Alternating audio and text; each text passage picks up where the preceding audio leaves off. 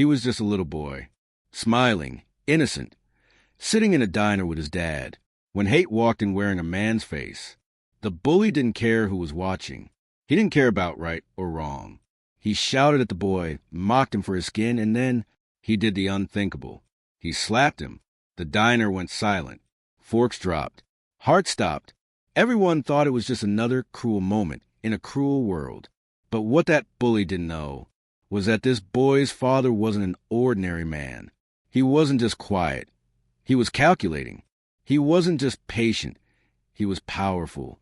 Because sometimes the calmest people in the room are the ones you should never cross. And when this father stood up, the entire diner learned the true meaning of fear and justice. Stay till the end, because what happened next, no one saw coming. This is Brainfuel, where every story has a heartbeat, and every moment lights a fire inside you. We don't just tell stories. We reveal the power hidden in people, the moments that change lives, and the lessons that shape greatness. From pain to power, from doubt to domination, we show you the truth behind transformation. Because life isn't about what happens to you. It's about how you rise after it. Welcome to Brainfuel, where stories aren't just told. They're felt, and every word is designed to make you think, feel, and become unstoppable. The slap came out of nowhere, a sharp, cracking sound that sliced through the chatter of the small-town diner like lightning through a clear sky. Smack! Every fork froze midair. Coffee cups trembled in shaking hands. Conversations died mid-sentence. The jukebox in the corner stuttered, skipping to silence as if even it was too shocked to continue playing. And in the middle of it all, standing by a booth near the window, was a little black boy, no more than 7 years old, his wide brown eyes filled with tears he didn't yet understand. His small hand clutched a half-empty cup of orange juice, the other hanging helplessly at his side. A faint red mark bloomed across his cheek. The man who hit him, Hank Willis, towered over him, thick-necked, greasy hair slicked back, and a belly that hung over his jeans like he owned the world. His face was twisted in anger, his lips curled in disgust. "Watch where you're going, kid," he barked, his voice so loud it made even the cook behind the counter flinch. All this because Malik had accidentally spilled a few drops of juice on the man's jacket. The diner, Maple's Corner, wasn't a fancy place, just a family spot where locals came for pancakes, coffee, and gossip. It smelled of syrup and bacon grease. On any other day, it was filled with laughter, but right now, you could hear a pin drop. The regulars, truck drivers, families, and a few old-timers, sat frozen, unsure what to do. Some stared at the boy with pity. Others looked away, afraid to get involved. Hank grunted, grabbing a handful of napkins and scrubbing his jacket dramatically. "Look what you did, stupid kid. This jacket cost me $200. Malik's lip quivered. His tiny voice cracked as he said, I'm sorry, sir." That should have been enough. He was just a child, after all. But Hank wasn't the kind of man to show mercy. "Sorry," Hank repeated mockingly. "You people always say sorry after you mess up." The word stung even more than the slap. At the corner booth, Malik's mother, Denise, rose from her seat so fast that her coffee spilled across the table. Her face went pale with disbelief. Her son, her baby, had just been struck by a grown man. For a moment, her body wouldn't move. Her brain couldn't process what her eyes had just witnessed. But then instinct kicked in. She rushed toward Malik, kneeling beside him. "Oh my God! Malik, baby, are you okay?" Her voice trembled as she checked his cheek. Malik just nodded silently, tears rolling down his face, his little chest shaking. Denise's heart pounded. She turned to the man. "What is wrong with you? He's a child." Hank sneered. "Then teach your kid not to act like one. Maybe you should watch him instead of stuffing your face with pancakes." The insult burned through her. For a second, Denise thought about slapping him back, but then she saw it. The sheer arrogance in his eyes. This wasn't a man who felt sorry. This was a man who enjoyed his cruelty. A few people nearby muttered in disbelief. One older man said quietly, "That's too far, Hank." The waitress, Carla, looked frozen at the counter. She'd known Hank for years. He was a regular troublemaker. Always rude, always loud. But never like this. She whispered to herself, he doesn't know what he just did. Because Denise wasn't just any mother. And Malik wasn't just any kid. You see, behind the softness in Denise's eyes, behind the Sunday dresses and the gentle smile, there was a story most people in town didn't know. Denise's husband, Marcus Cole, was a man with a reputation that stretched far beyond his quiet diner. He wasn't loud, but when he spoke, people listened. He wasn't violent unless he had to be. But when he was, entire neighborhoods fell silent for days. Marcus Cole was the kind of man whose name was whispered, not spoken. And right now, Denise knew exactly what was about to happen once Marcus found out what this man had done to their son. Denise took a deep breath, fighting back her tears. Malik, look at me, baby, she said softly. You did nothing wrong, okay? Nothing at all. Malik nodded again, his small fingers gripping her sleeve. Mommy, did I make him mad? Denise's heart broke a little. No, sweetheart. Some people are just mean for no reason. Hank snorted. You're lucky I'm in a good mood today. Back in my day, my old man would've. Enough, Carla finally shouted, slamming her order pad on the counter. Everyone turned toward her. Hank Willis, you've gone too far this time. Hank rolled his eyes. Relax, Carla. It's just a kid. He'll be fine. Carla shook her head, her voice trembling. You don't understand. That's Marcus Cole's boy. The color drained from Hank's face. Marcus who? Carla lowered her voice. You'll find out soon enough. But Hank just laughed it off. Sounds like a tough guy. Maybe I'll tell him to teach his brat some manners. The whole diner collectively held its breath. Denise stood up slowly, her expression calm now. Too calm. She picked up her phone and walked toward the corner booth, dialing a number she hadn't planned to use that morning.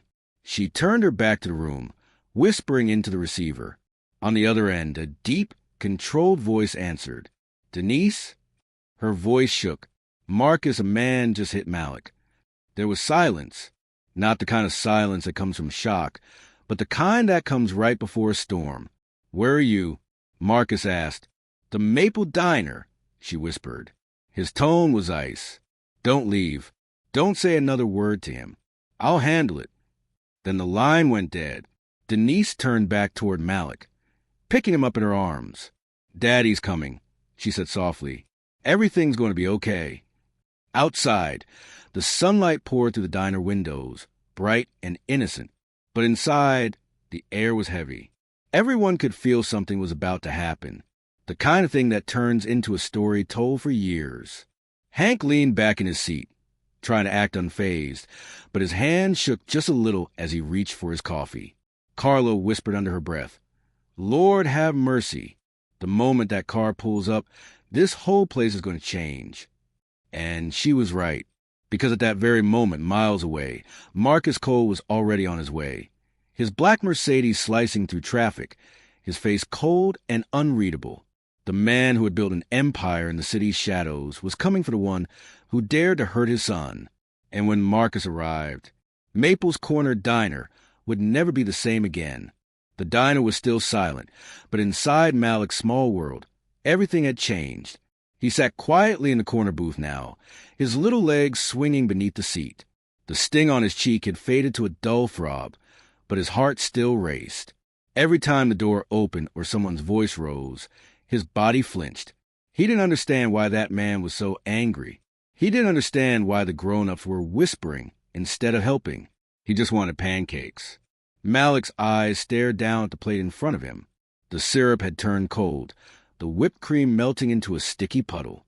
A few minutes ago, he'd been laughing with his mom about how tall his pancake stack was. Now, he couldn't even look at it. Across the booth, Denise watched her son closely. Her hands were clenched in her lap, nails digging into her skin. She wanted to cry, but she wouldn't. Not here, not in front of Malik. Baby, she said softly, brushing a curl from his forehead. Are you hurting anywhere? Malik shook his head. No, Mommy. Just my face feels hot. She nodded and kissed his cheek gently, the red mark still visible against his brown skin. "You're so brave," she whispered. But inside, she was shaking. The image of that man's hand striking her son replayed in her mind like a broken record. She kept hearing that awful sound. Smack! And every time, she felt the same flash of rage and helplessness. Denise wasn't used to feeling helpless. Not after everything she'd been through with Marcus. She remembered when she first met him, how calm he'd been even in chaos. Marcus never shouted. He never needed to. One look from him could freeze the blood in a man's veins. But to her and Malik, he was gentle, protective, the kind of father who read bedtime stories and made hot chocolate on rainy nights. And now, that same man was on his way. Denise took a shaky breath and looked around. The other customers were pretending not to stare, but they couldn't help it. Some were angry at what they'd seen. Others were terrified of what was coming next. Everyone knew the name Marcus Cole, but one person didn't, Hank Willis. He sat just 2 booths away, devouring his burger as if nothing had happened. Grease dripped down his fingers as he chewed loudly, smirking every now and then. "People are too sensitive these days," he muttered. "Back in my day, a kid learned respect real quick." Denise closed her eyes. She wanted to say something, anything, but she could already hear Marcus's voice in her mind. "Don't engage. Let me handle it." So she stayed silent. Malik noticed her quietness and tugged at her sleeve. "Mommy, am I in trouble?" Her eyes widened. "No, baby. No, you didn't do anything wrong. But that man, he said I should watch where I'm going." Denise exhaled slowly. "Sometimes people say mean things when they're unhappy. But it's not about you. You were just being kind, like you always are." Malik nodded slowly, still trying to make sense of it. "Daddy says we should be kind even if people are mean." That made her smile. He's right. Then Malik's eyes grew a little brighter. "Will Daddy be mad?" Denise hesitated. "Not at you, sweetheart. Never at you." She brushed his hand gently. "Daddy just doesn't like when someone hurts the people he loves." Malik nodded, satisfied with that answer, and took a small bite of his pancake, just one. But even as he chewed, his eyes kept darting toward the door, as if waiting for something or someone to appear. Meanwhile, Carla, the waitress, nervously wiped the same counter over and over, her eyes flicking to the parking lot every few seconds. She'd known Marcus for years, back when he was just a local businessman before his empire grew. He'd always tipped well, always said, "Thank you." But Carla had also heard the stories, the ones that never made the news but spread like wildfire through the streets. Stories of what happened to people who crossed Marcus Cole. She whispered under her breath, "Lord, please let him stay calm." Hank noticed her staring out the window and laughed. "What's the matter, Carla?" Scared of the boogeyman. Carla shot him a cold look. "You might want to watch that mouth. Hank, you don't know who you just mess with." He chuckled and took another sip of coffee. "Oh, please. I've seen his type before. Big talk, expensive suits. All bark, no bite." But if he looked closely, he would have noticed his own hand trembling slightly as he lifted the cup. Deep down, Hank felt something he hadn't felt in a long time. Fear. Back at the booth, Denise's phone buzzed. She looked down and saw a text from Marcus. Just one sentence. 5 minutes. Her stomach dropped. She looked at Malik, who was humming quietly to himself now, tracing shapes on the table with his finger. So innocent, so unaware of the storm heading toward them. She thought about Marcus's rule, the one he'd made clear since the day Malik was born. "If anyone ever hurts my family, they don't get away with it." And he meant it. When Marcus Cole made a promise, it wasn't words. It was a warning. Denise's mind raced. She didn't want bloodshed. She didn't want this day to scar Malik even more. But she also knew Marcus. Once he saw that red mark on their son's cheek, there would be no talking him down. She took Malik's hand gently. "Hey, baby, how about we get you another orange juice?" He smiled faintly. "Okay." Carla came over, her voice low and shaky.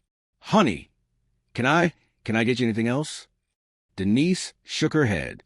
"We're fine, Carla. Thank you." Carla leaned closer. He's on his way, isn't he? Denise's eyes flicked up. Yes.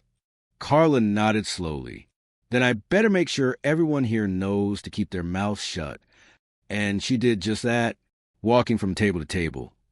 Carla quietly warned the regulars, if you know what's good for you, you didn't see a thing today. The tension thickened like fog. Every clock tick sounded louder than the last. Hank noticed a sudden shift, the way everyone seemed to avoid looking at him now. He frowned. What's everyone acting so weird for? No one answered. Then, from outside, the distant growl of an engine echoed down the street. It was deep and smooth, not the sound of an average car. Heads turned toward the window. Carla's heart began to race. Denise squeezed Malik's hand gently. It's okay, baby, she whispered. Daddy's here. Malik smiled, because to him, that meant everything was about to be okay.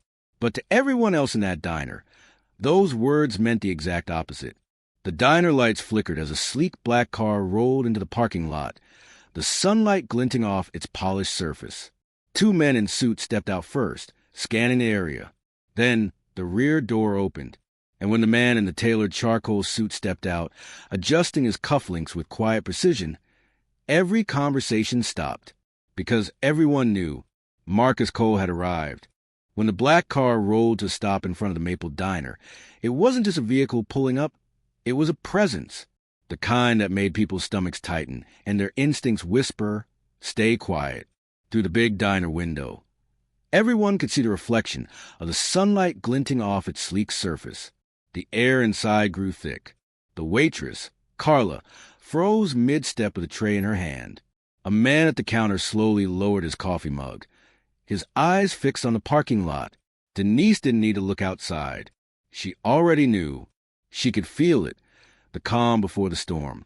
Stay here, baby, she whispered to Malik, who sat beside her swinging his little legs, still unaware of the kind of world his father came from.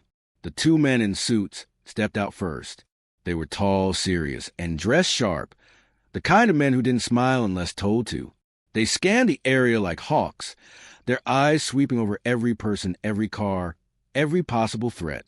Then the diner door opened, and in walked Marcus Cole. He didn't storm in. He didn't yell. He didn't even look angry. But the silence that followed him was louder than a gunshot.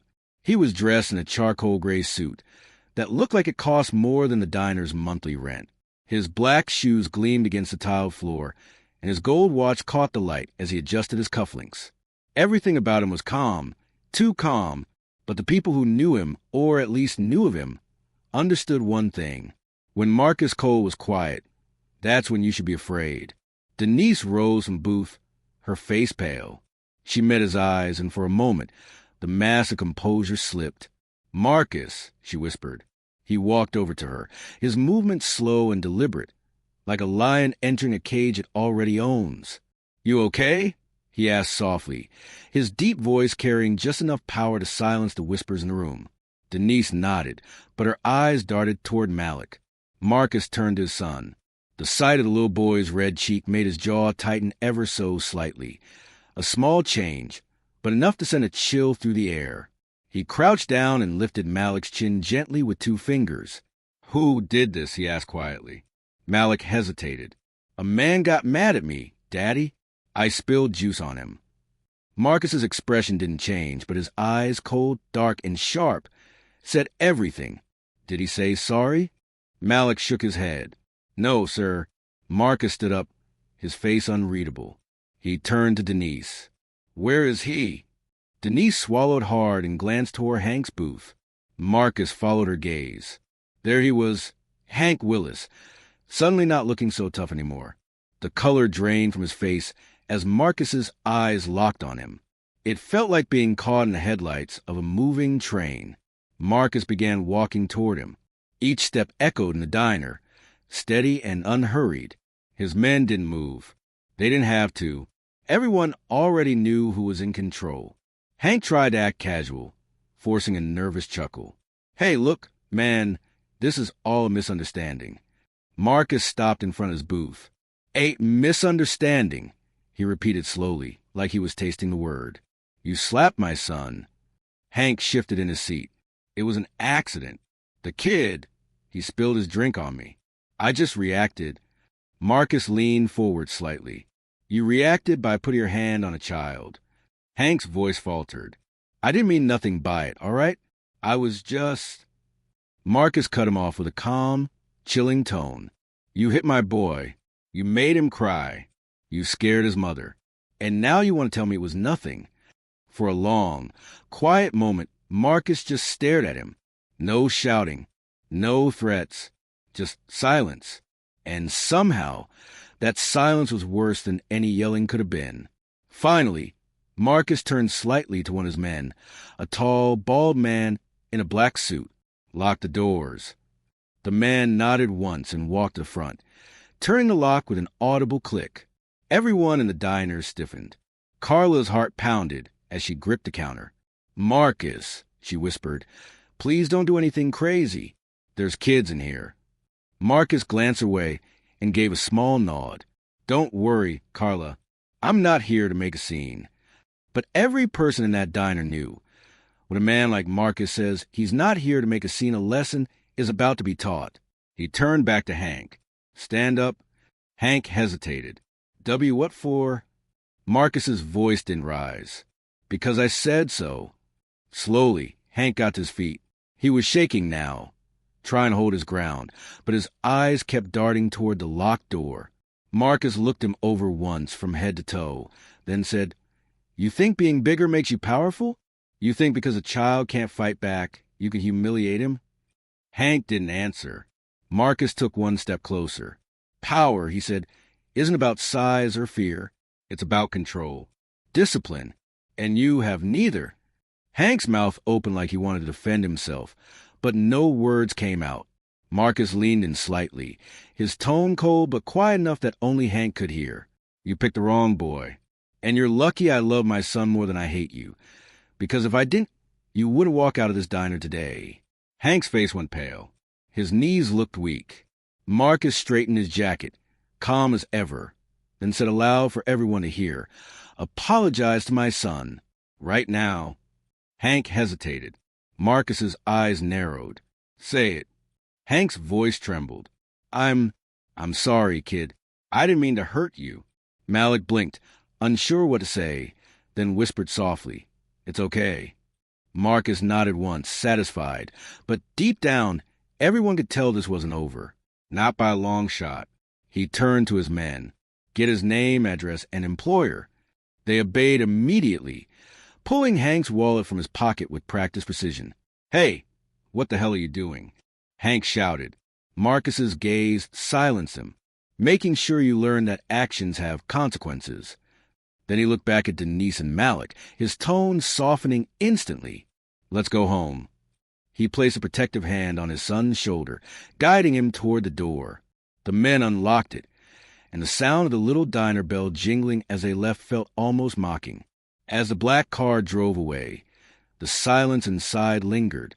Carla finally exhaled. She looked around at the other customers and said quietly, Let that be a lesson to everyone. Never touch what you don't understand. And at that moment, Hank Willis knew this wasn't the end. This was the beginning of whatever Marcus Cole had planned next. Because when a man like Marcus makes a phone call, someone always pays a price. When Marcus Cole and his family sat back down in that booth, the entire diner seemed to stop breathing. Nobody dared to move.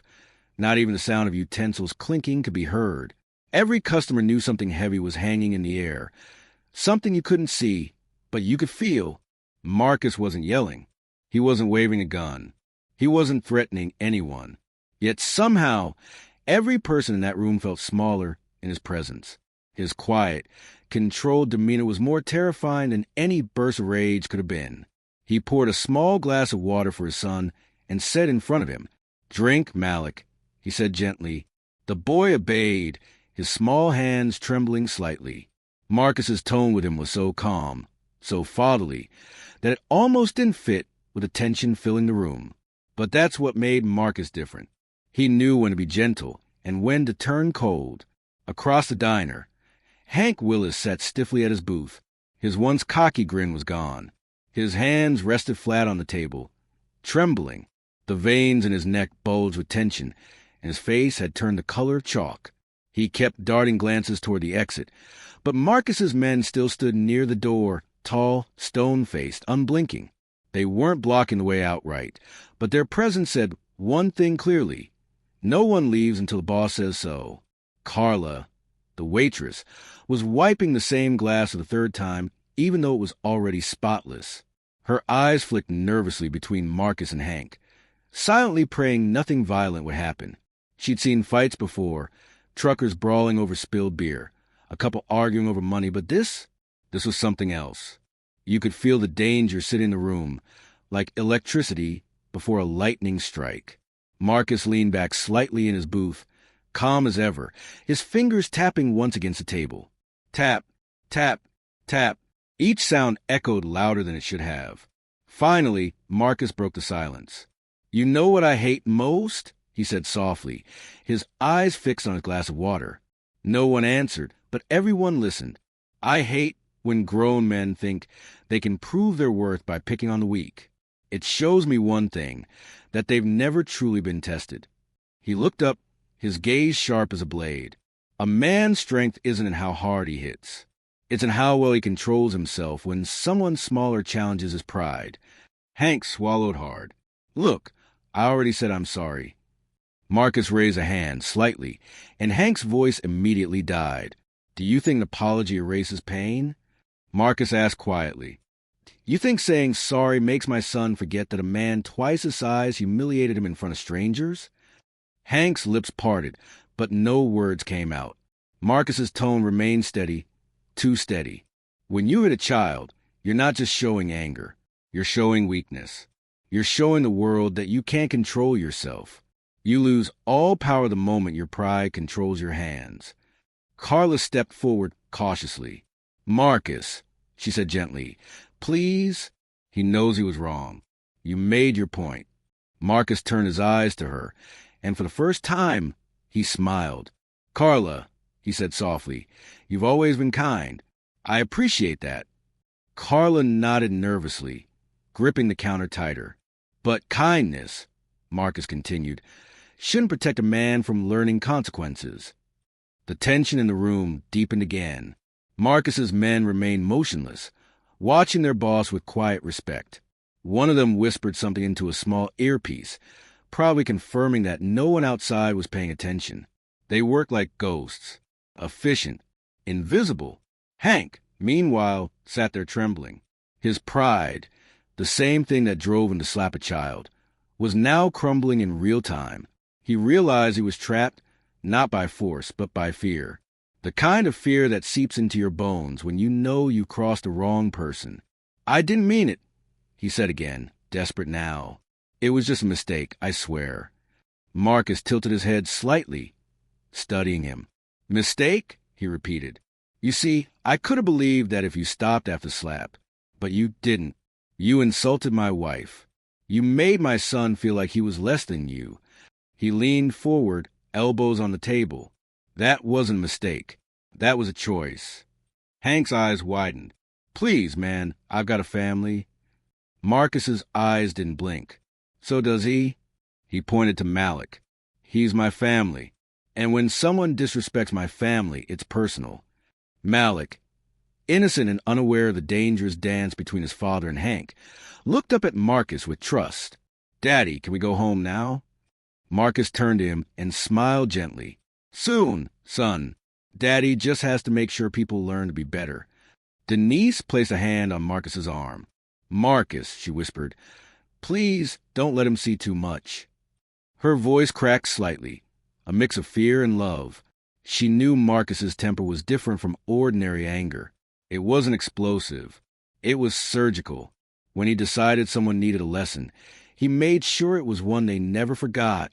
Marcus looked into her eyes for a long moment. His expression softened just a little. Then he nodded. "All right." He turned back to Hank. "You're lucky today," he said slowly, "because my son's watching."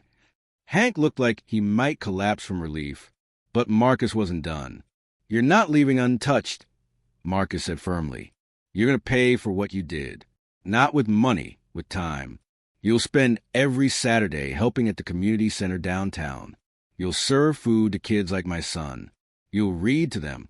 You'll remember his face every time you do." Hank nodded rapidly. "Yes, sir. I'll do it. I swear." Marcus stood up, buttoning his jacket. "Good. Because if you don't," his voice dropped low, like a whisper of thunder. "I'll know." The words were calm, but they carried a weight that made Hank's stomach turn. Marcus reached into his pocket, pulled out a thick wad of cash, and placed it on the table. "For the mess," he told Carla. "And for everyone's breakfast." Carla stammered. You don't have to do that, Marcus." "I know," he said simply. "But I want Malik to remember that doing the right thing still matters, even after something wrong happens." He looked down at his son. "Ready to go, champ?" Malik smiled, clutching his mother's hand. "Yes, Daddy." The family walked toward the door. Marcus's men opened it for them, and the sunlight poured in like a spotlight following royalty. When they stepped outside, the hum of conversation slowly returned. Carla exhaled, leaning against counter. "I can't believe that just happened." An old man at the counter shook his head. "I've lived 70 years, he said quietly. "Never seen justice deliver that calm before." Inside, Hank sat alone, sweating and shaking. He had apologized, he had promised, but deep down, he knew this wasn't over, because Marcus Cole didn't make empty threats. He made sure lessons stuck. And as the black car disappeared down the street, the Maple Diner's air felt different, heavier, quieter. Everyone who had witnessed that morning knew they would never forget it. They would tell their friends, their families, their grandchildren. "I was there the day a man slapped the wrong kid." The morning sunlight poured over the quiet streets as Marcus Cole's black sedan glided through town. From the outside, it looked like a normal luxury car. But to those who knew, really knew, it was the kind of vehicle that made grown men straighten their backs and guards lower their eyes. Inside, the air was calm. Malik was sitting in the back seat, clutching his toy car, while Denise stared out the window, lost in thought. Marcus sat beside her, silent. His jaw was tight, his mind replaying the scene again and again.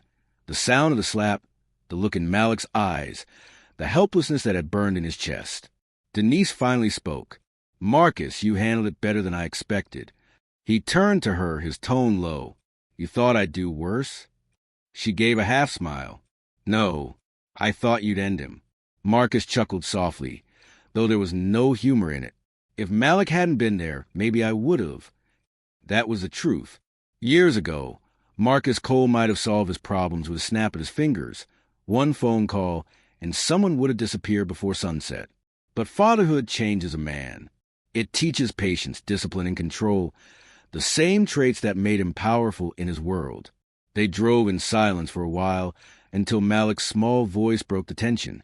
"Daddy, was that man going to get in trouble?"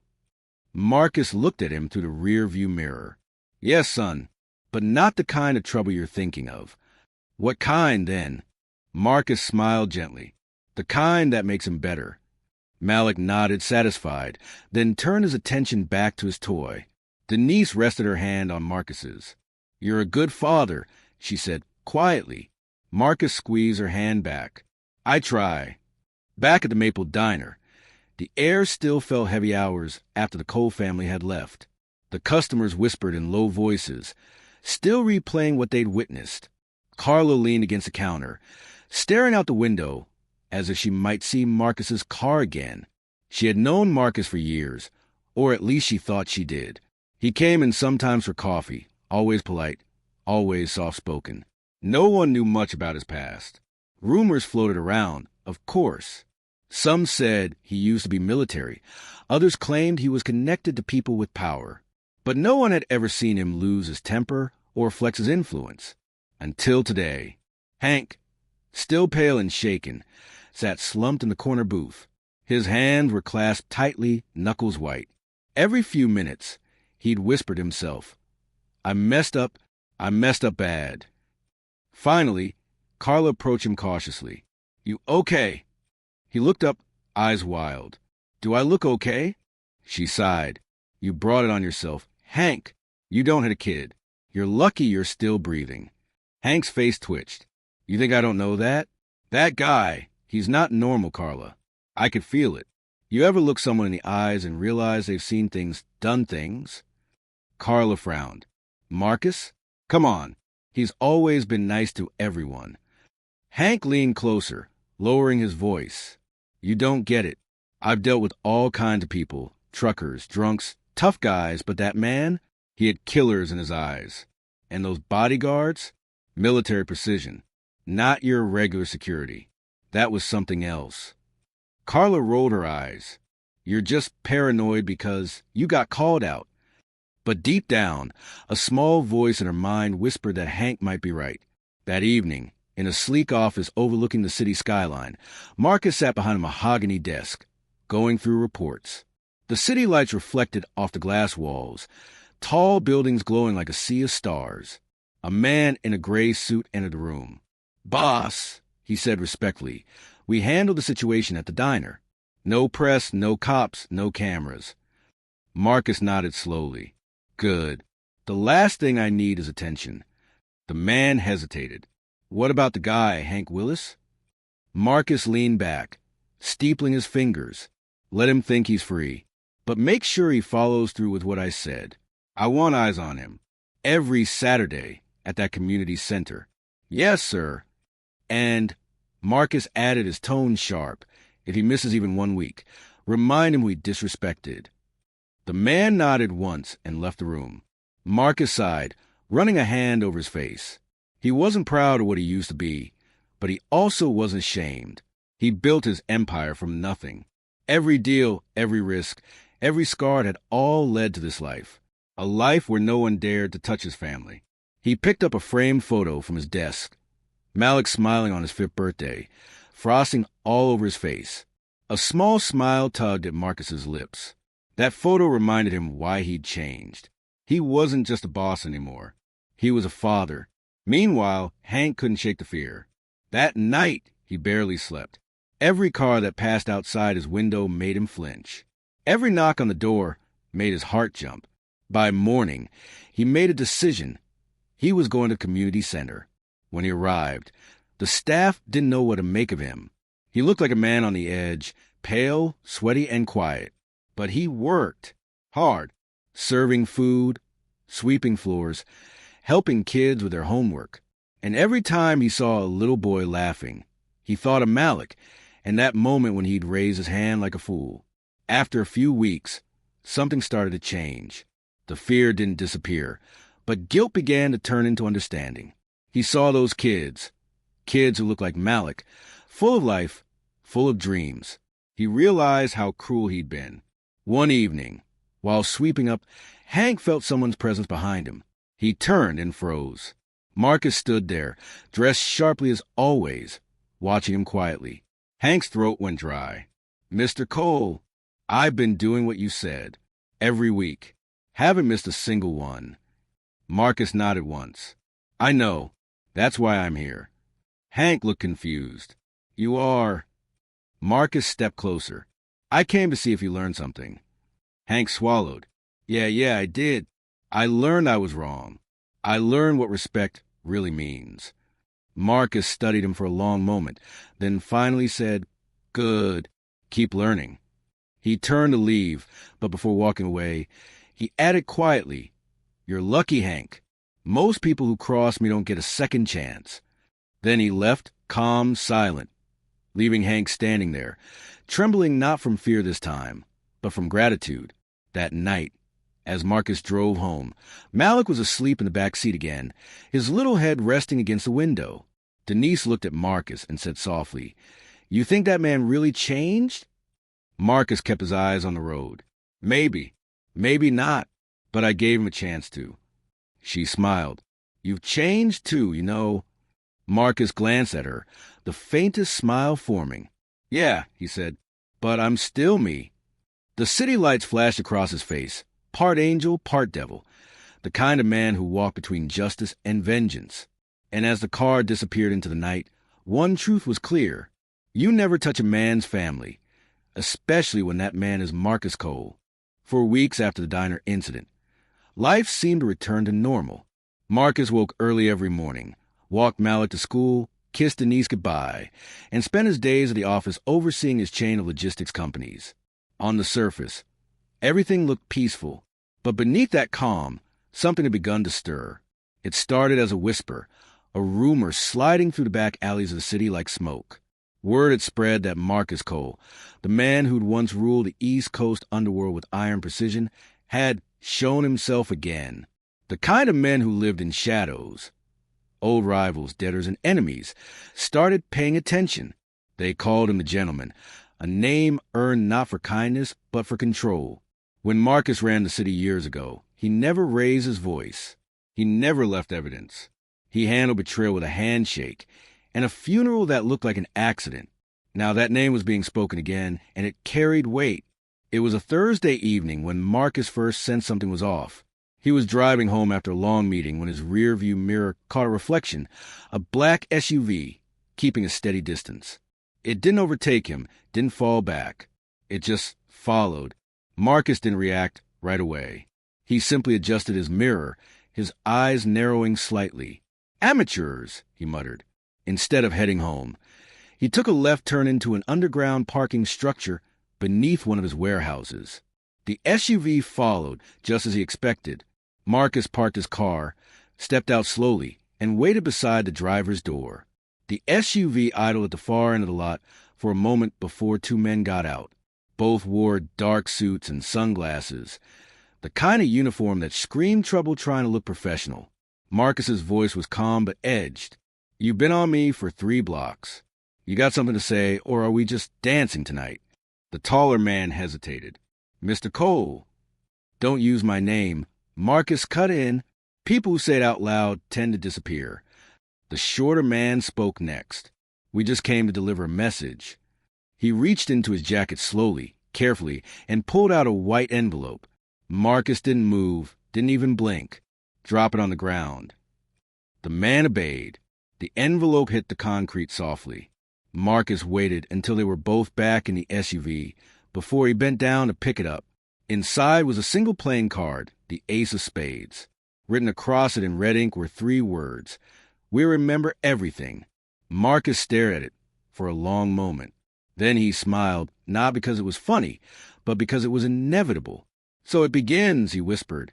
That night at home, Denise noticed he was quieter than usual.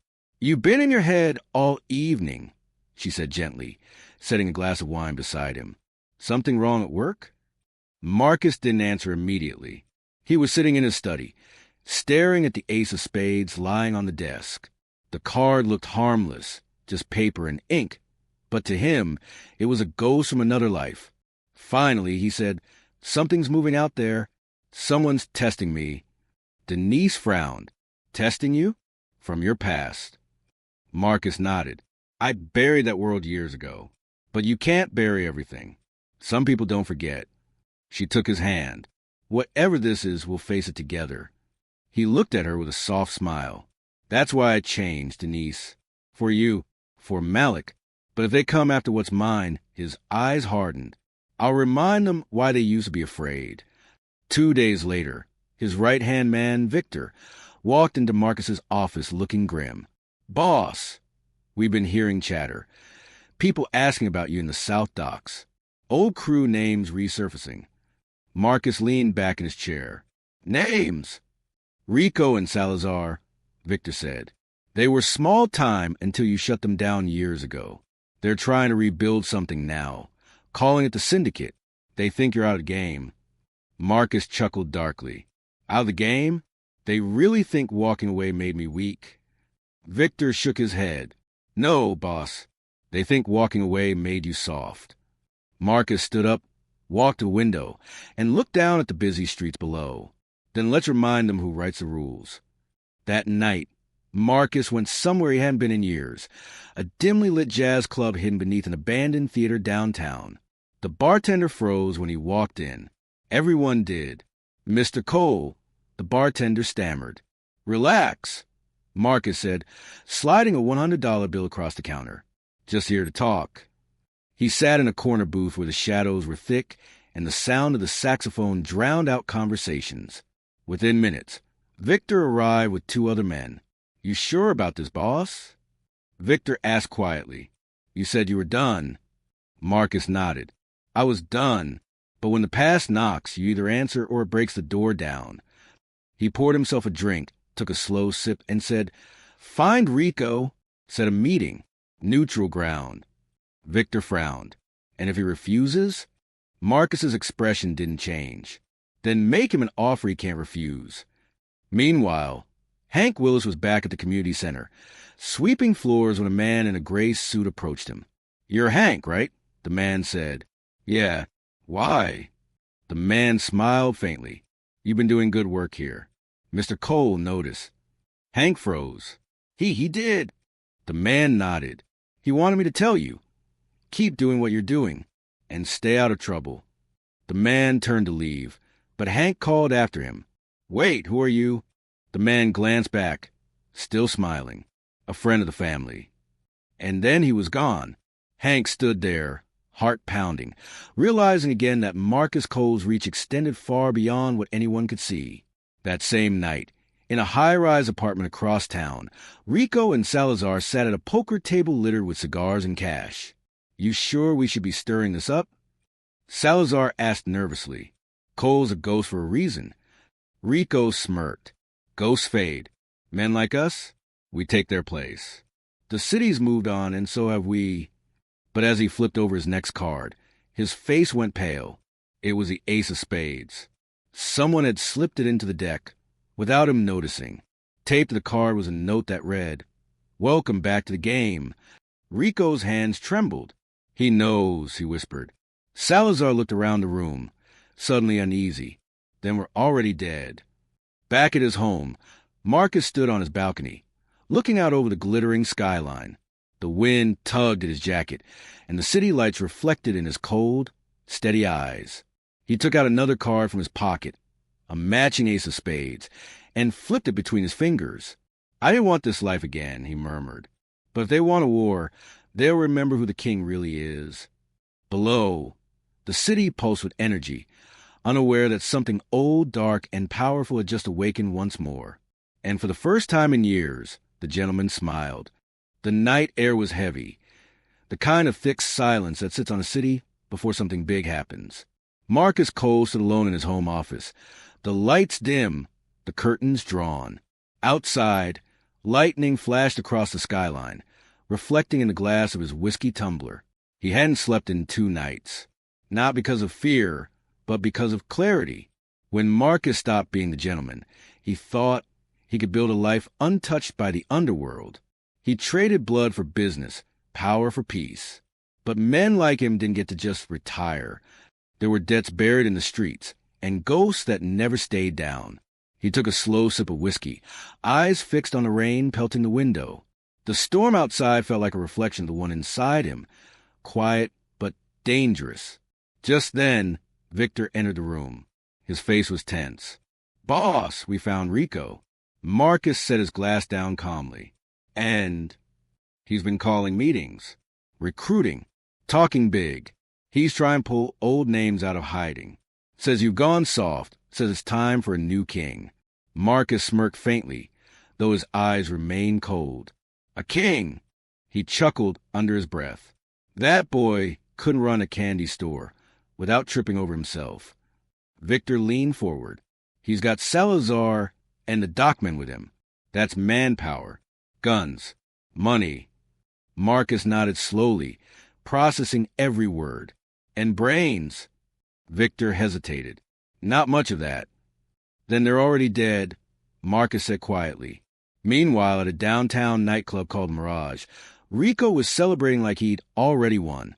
Loud music, flashing lights, and bottles popping.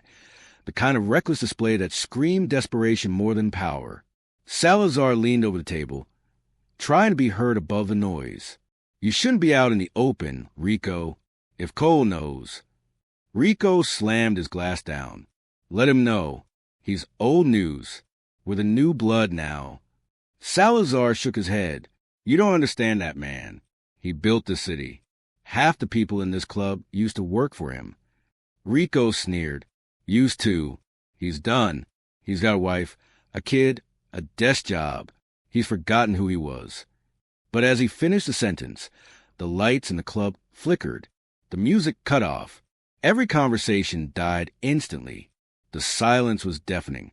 A spotlight from the ceiling swung across the room, landing directly on Rico's table. A single envelope sat in the center of it. White, crisp. Rico froze. He looked around, but no one had seen who placed it there. Salazar whispered, "Don't touch it." Rico's hand trembled as he picked it up. Inside was a small black card. No writing, no message, just a white emblem embossed in the corner, a single chess piece. The king. Rico's throat went dry. "He's playing again," he whispered. Salazar's voice shook. "You had to provoke him, didn't you?" Rico stood abruptly. "Get everyone ready. We're going to end this before he even makes a move." But deep down, he already knew. The moment Marcus Cole placed his piece on the board, the game was over before it started. Back at Marcus's mansion, Denise could feel the shift in him. She watched as he cleaned his cufflinks, checked his watch, and put on his tailored black coat, the one he hadn't worn in years. "Marcus," she said softly, "please tell me this is what I think it is." He paused, meeting her eyes. "They brought the storm to my doorstep. I can't let it touch our home." "Then walk away. Call the police. Do anything except." He cut her off gently. "The police can't protect us from people who live outside the law. You know that." Denise's eyes filled with tears. "I thought you left that world." Marcus walked to her, cupping her face in his hands. "I did. But sometimes the only way to protect peace is to remind the world what you're capable of." She gripped his hands tightly. "Don't let Malik see that side of you." "I won't," Marcus promised. "He'll never know." Then he kissed her forehead, turned, and walked out into the rain. Victor was waiting beside the car when Marcus stepped outside. The headlights cut through the mist, and thunder rumbled above. "Where to, boss?" Marcus got in. "The Mirage." Victor raised an eyebrow. "You want to walk into their place?" Marcus's tone was calm, steady. "It's still my city." As they drove, the rain hammered against the windshield. Marcus's reflection in the glass looked almost ghostly, a man split between two worlds. The businessman who wanted peace, and the legend who once ruled with unshakable command. When they reached the club, Victor's men were already surrounding the block. Silent, waiting. Marcus adjusted his tie and stepped out car. Every step he took echoed against the wet pavement. When he entered the club, the guards at the door didn't even try to stop him. They knew better. The music stopped. Heads turned. Conversations froze. Rico was sitting in the VIP lounge, surrounded by his men. His smile vanished when he saw Marcus. Marcus approached slowly, calm as ever. "Rico," he said, voice smooth. "You've been busy." Rico forced a laugh. "Just catching up, old man. You used to run this town, remember?" Marcus nodded. "Used to." He glanced around. "Until I realized being king means more than ruling. It means knowing when to stop playing." Rico leaned forward. "Well, maybe it's time someone else picked up the crown." Marcus studied him silently for a long moment. Then he smiled, a small, cold smile. "You know what the problem with wearing a crown is, Rico?" Rico frowned. "What?" Marcus's eyes sharpened. "It paints a target on your head." A sudden crash echoed. One of Rico's bodyguards dropped his weapon, clutching his arm where a tranquilizer dart stuck out. Another man fell before he could draw. Rico jumped to his feet. "What the—" Marcus didn't move. "I didn't come here to kill you, Rico. Not tonight. I came to give you a choice." Rico's breathing was ragged. "Choice." Marcus stepped closer.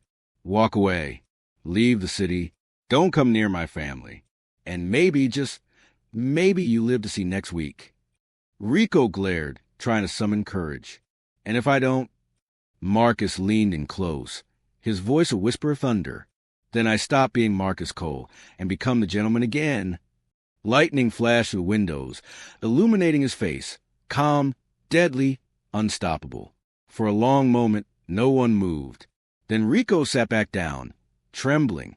"You win." Marcus nodded once. "I always do." He turned and walked out, leaving silence in his wake. Outside, the rain had stopped. The air was cold and still.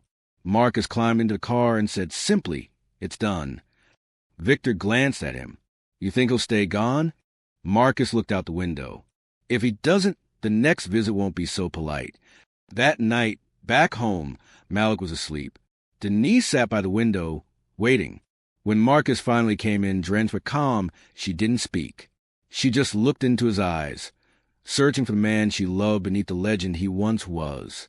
Marcus took her hand and said quietly, "It's over. For now." But outside, thunder rolled again in the distance, a quiet reminder that storms never really end. They just wait for the next crack of lightning. The city was calm again, or at least, it seemed that way. For 2 weeks after the confrontation at the Mirage, nothing happened. No more letters, no more shadows following his car, no whispers from the docks. The newspapers ran their usual stories. The skyline glowed like nothing had changed. And for once, Marcus Cole allowed himself to breathe. Every morning, he dropped Malik off at school, kissed Denise goodbye, and went about business as usual. To anyone watching, he looked like just another successful entrepreneur with a quiet life and a loving family. But beneath that calm smile, Marcus knew better. Peace in his world never lasted. It started again one Thursday morning, small, almost unnoticeable.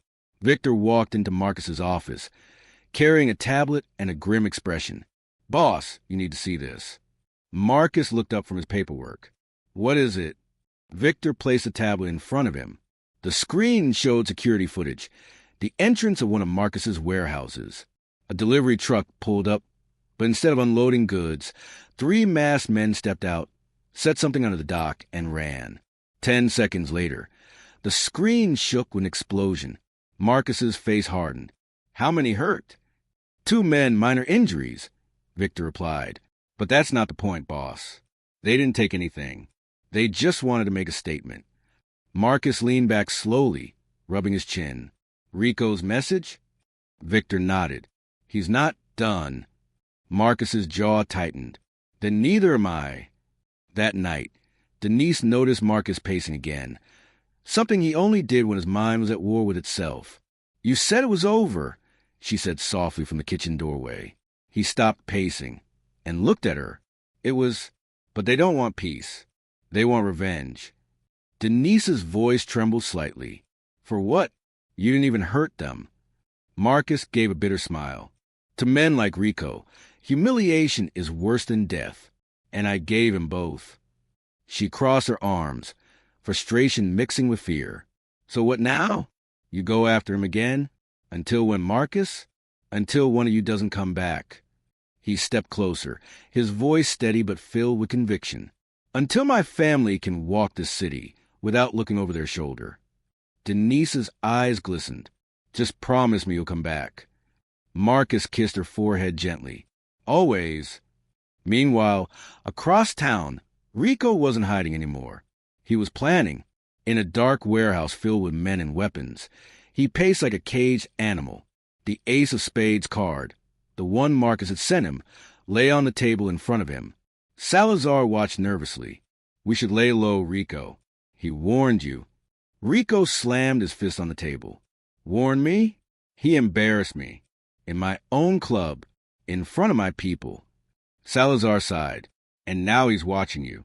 You make one wrong move, and you disappear." Rico pointed a gun at him. "The only one disappearing is Marcus Cole." He lowered the gun slowly, breathing hard. "We hit him where it hurts most. Not his money, not his power. His family."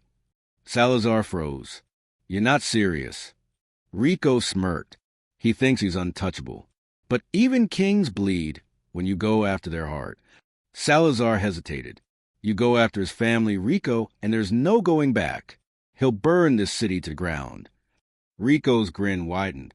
"Then let him try."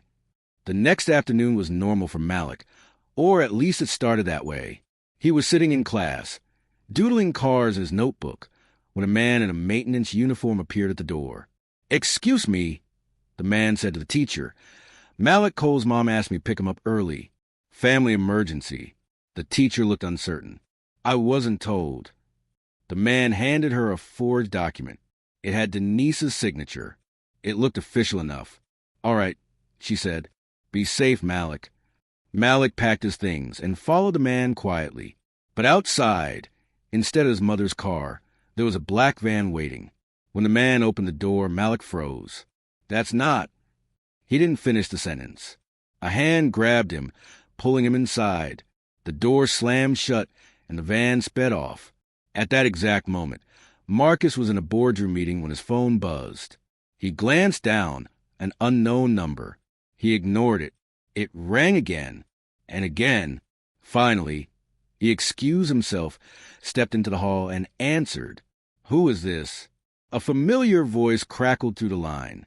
You took my pride, Marcus, so I took something of yours. Marcus froze. His blood ran cold. Rico? Rico's voice was calm, almost cheerful. You've got 12 hours to decide. Your business empire or your son. Either way, I win. The line went dead. Marcus stood there in silence for a full 10 seconds. Then he turned to Victor, who had followed him out. Victor's face paled as soon as he saw Marcus's expression. Boss! Marcus's voice was low, steady, and terrifyingly calm. They took Malik. Victor's jaw tightened. Then we're not waiting for the police. Marcus's eyes darkened. No, we end this tonight. By sundown, the city was alive with movement. Black cars slipped through alleyways. Radios buzzed with encrypted chatter. And every man loyal to Marcus was on the streets. Inside the main office, Marcus stood over a map spread across the table. Rico want to play games? He said coldly. Fine, let's play. He pointed to 3 red markers on the map. He's got 3 hideouts, Doc's warehouse, and the South Scrapyard. We hit them all at once. Victor nodded. And if we find the kid? Marcus's voice softened slightly. Then nobody else leaves that building breathing. He holstered his gun, the same one he'd sworn never to use again, and put on his gloves. Call the driver, he said. It's time to bring my son home. Meanwhile, Malik sat in a dimly lit room, tied to a chair. He wasn't crying, just scared and quiet. Rico crouched in front of him, smirking. You know who I am, kid? Malik shook his head. I'm the man your daddy should have never messed with. Rico's tone was mocking. He thinks he's a king. But tonight, I'm taking his crown. Malik stared at him, eyes wide but defiant. My dad's not afraid of you. Rico laughed. He will be. But even as he said it, he didn't notice the small blinking light under the chair. A tracker Marcus had slipped into Malik's backpack months ago. Outside, a convoy of black cars was already closing in. Back at headquarters, Victor looked up from the monitor. We've got him, boss. Signal confirmed, South Scrapyard. Marcus's voice was steady. Move. He grabbed his coat, his eyes blazing like fire. They wanted war. Let's give it to them. He walked out into the storm, not the weather this time, but the one he was, a storm of vengeance, love, and unstoppable fury. Because Marcus Cole wasn't just coming for payback anymore. He was coming for his son. And this time, nothing in the city could stop him. The night was thick with tension. No stars, no moonlight, only the hum of engines and the distant roar of thunder. The city seemed to hold its breath as Marcus Cole prepared to do what every father prays they'll never have to do. Step back into the darkness he left behind. The convoy rolled to the deserted streets, 4 black SUVs gliding like predators through fog. Inside the lead car, Marcus sat in silence, dressed in black, his expression carved from stone. In his hand, he held a photograph of Malik, smiling, carefree, innocent. He closed his eyes for a moment, inhaling deeply. Hold on, son. I'm coming. Victor, sitting in the passenger seat, glanced back at him. We've confirmed Rico's crew is guarding the perimeter. About 15 men, maybe more. Marcus nodded, his tone calm but sharp. They won't see the morning. The convoy stopped half a mile from the scrapyard, a massive, rusted maze of twisted metal and broken machinery. The air smelled of oil and rain. Floodlights flickered in the distance. Marcus stepped out, boots sinking into wet gravel. Around him, his men moved like shadows, loading weapons, syncing radios, checking watches. Victor handed Marcus an earpiece. You sure you want to lead this yourself? Marcus looked at him, eyes hard as steel. "He's my son, Vic. You think I'm sending someone else to do this?" Victor nodded silently. "Then we're with you all the way." Marcus gave a single nod. "No unnecessary kills. We take who we need, find Malik, and get out. But if anyone stands in our way..." He chambered around with a chilling click. "Don't hesitate." Inside the scrapyard, Rico's men patrolled lazily, unaware of what was coming. They joked, smoked, and checked their phones, their guards lowered by overconfidence. But in the shadows above them, Marcus's team was already moving, silent, swift, surgical. A guard turned the corner and froze. A black-gloved hand clamped over his mouth before he could make a sound. Another shadow dragged him into the dark. Within seconds, he was out cold. Marcus moved like a ghost through the maze of metal, his steps calculated and quiet. He remembered every skill, every instinct he'd buried years ago. And tonight they came alive again. Victor's voice whispered in his earpiece. "We're inside the west gate. 2 guard down. No alarms yet." Marcus replied quietly, "Copy that. I'm heading to the main cabin. That's where Rico will keep him." Inside the main cabin, Malik sat tied to chairs, eyes wide but steady. He'd heard the guards talking. He knew his father was coming. He tried not to cry. He tried to be brave. Suddenly, one of Rico's men burst through the door. "Boss!" We got movement outside. Rico, sitting in a leather chair nearby, looked up slowly, annoyed. "Movement." "Yeah, men in black, moving fast." Rico smirked. So he came after all. He stood up, grabbed his gun, and walked over to Malik. "You got a brave father, kid, but brave men die too." Malik stared back at him. "My dad's not going to die." "You are." Rico laughed darkly. "Guess we'll see." Outside, chaos erupted. Gunfire cracked through the scrapyard. Muzzles flashed in the dark like lightning bolts. Marcus's men moved with military precision, taking cover behind piles of metal, advancing inch by inch. "Left flank secure," Victor shouted. "Copy that." Another voice replied to the radio. Marcus was already at the main cabin, crouched behind a wrecked truck. He glanced at his watch. 30 seconds until Rico's men regrouped. He tapped his earpiece. "Victor, I'm going in." Victor's voice came back instantly. "You sure?" "Positive." Marcus kicked the door open. The room exploded in motion. Rico spun around, gun raised, but Marcus was faster. He fired once, the bullet grazing Rico's hand and knocking the weapon away. "Marcus!" Rico shouted, stumbling backward. "You really don't quit, huh?" Marcus didn't answer. He crossed the room in 2 strides, grabbed Rico by the collar, and slammed him into the wall. "Where's my son?" he growled. Rico laughed, blood dripping from his lip.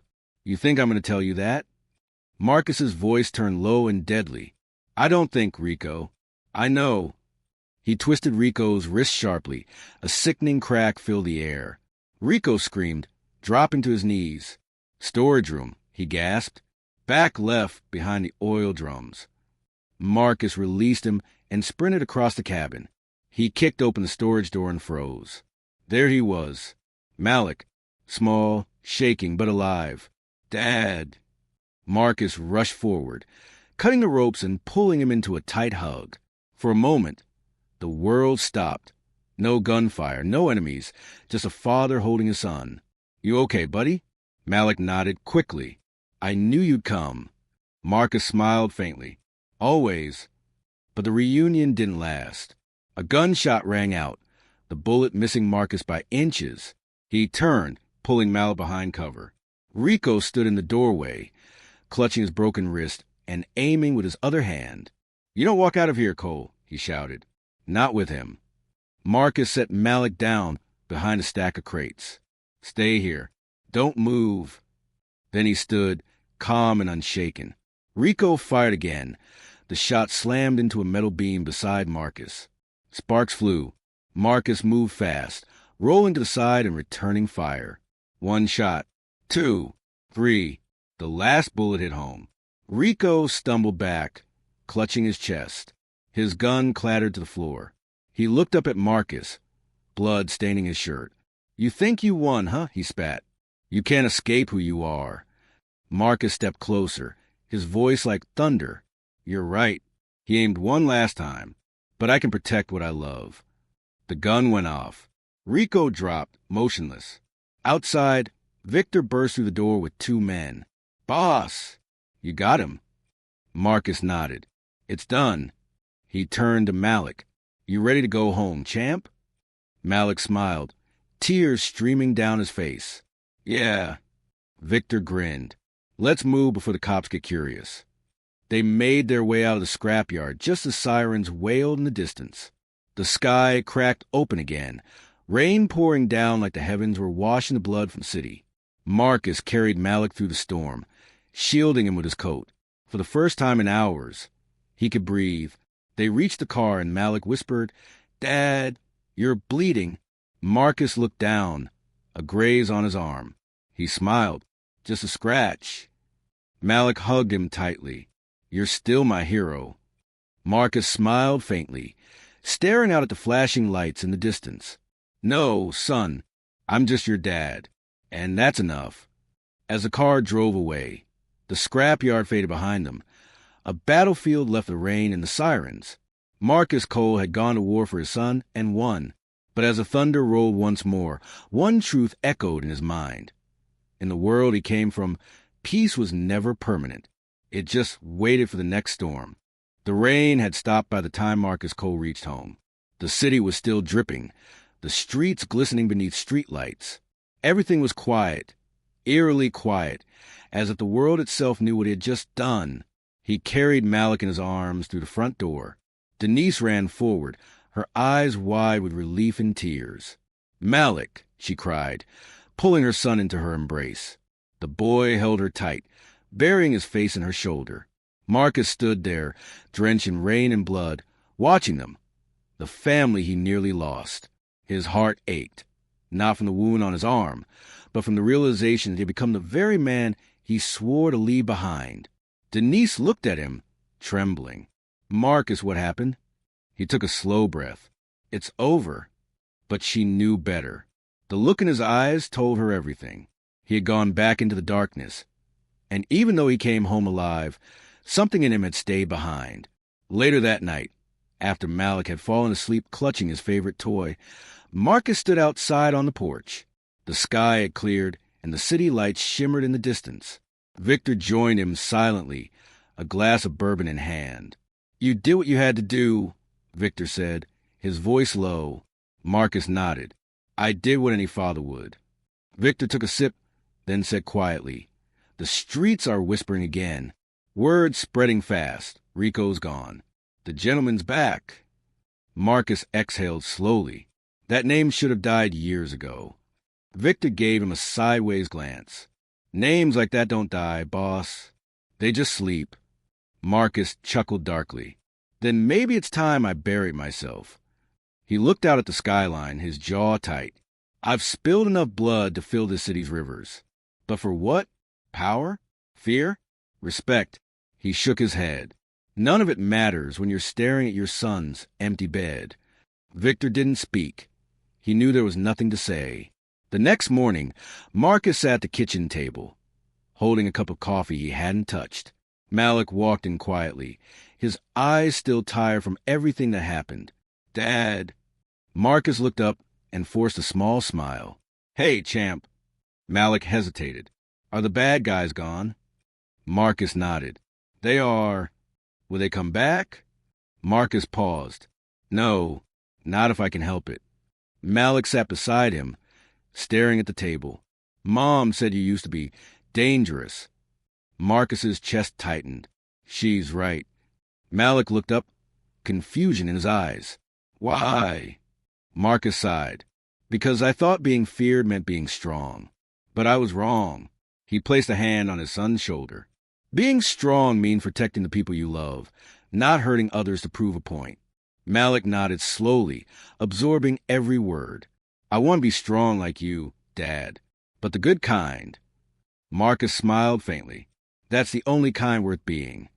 As the days passed, Life slowly returned to normal, or at least the version of normal they could live with. Marcus spent his mornings at home, cooking breakfast for his family, walking Malik to school, holding Denise's hand in silence.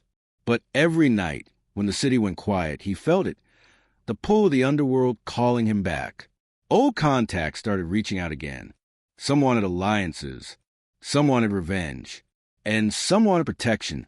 Now that Rico was gone, Victor kept bringing him reports, but Marcus always said the same thing. "I'm out." He said it with conviction, but deep down he knew the truth. Men like him never really got out. They just learned to live with the ghosts. One evening, Marcus received a letter. No return address, no signature. Inside, there was just one thing, a black chess piece. The king. He stared at it for a long time. Then he smiled bitterly. "Even when you win," he muttered, "the game doesn't end." Denise walked in, holding a cup of tea. "What's that?" Marcus slid the chess piece into his pocket. "Nothing that matters anymore." She looked at him for a long moment. "You can't protect us if you keep pretending this world doesn't exist." He sighed. "You're right, but I can make sure it never reaches our doorstep again." Denise stepped closer, her voice softer now. "Then promise me one thing, Marcus. Promise me Malik will never have to see that side of you again." He met her eyes. "I promise." A week later, Marcus called Victor to his office. "Close the books," he said. Victor frowned. "You mean?" "Sell everything. The docks, the warehouses, the shell companies. Every trace of the old business, gone." Victor blinked. "That's decades of work, boss." Marcus nodded. "And it cost me more than it ever gave back." Victor hesitated. "And what about the streets? You leave, someone else will fill the void." Marcus looked up, eyes calm but final. "Then let them. I'm done fighting for a throne that never mattered." He stood, extended his hand. "You've been with me through it all, Vic. But it's time I do something I should have done years ago. Be a father, not a boss." Victor shook his hand slowly. "You sure this is what you want?" Marcus smiled faintly. "It's what I need." That night, Marcus took Malik out for ice cream. The same diner where the story had started. The same place where a bully once slapped his son, not knowing who the boy's father really was. As they sat in the booth, Malik looked around nervously. "Is this the place?" Marcus nodded, smiling. "Yeah, feels smaller now, doesn't it?" Malik chuckled. "Maybe because I'm bigger." Marcus laughed, a sound he hadn't truly let out in a long time. The waitress came by, smiling warmly. "You two want the usual?" Marcus smiled back. "Yeah, 2 scoops of vanilla, extra caramel." As they waited, Malik asked quietly, "Dad, what happened to the man who hurt me?" Marcus paused for a moment, then said softly, "He learned that every action has a consequence. But that's not what matters." Malik frowned. "Then what does?" Marcus leaned forward, his voice calm and full of wisdom. "That you never let anger control you. You fight back when you have to, but you never become the thing you're fighting." Malik nodded slowly, smiling. "Like you did." Marcus looked down at his cup of coffee, the steam swirling like ghosts of his past. Something like that. As they left the diner, the neon lights reflected in the puddles, and for the first time in years, Marcus Cole felt free. The city still had its dangers, its secrets, its power games, but none of it mattered anymore. He had chosen his path. A quiet life, a clean slate, a future for his son untouched by the shadows he once ruled. As he walked with Malik's small hand in his, he whispered to himself, "No more kings, just fathers." And as the two disappeared down the rain-slicked street, the city that once bowed to gentlemen now bowed to something stronger, a man who finally chose peace over power.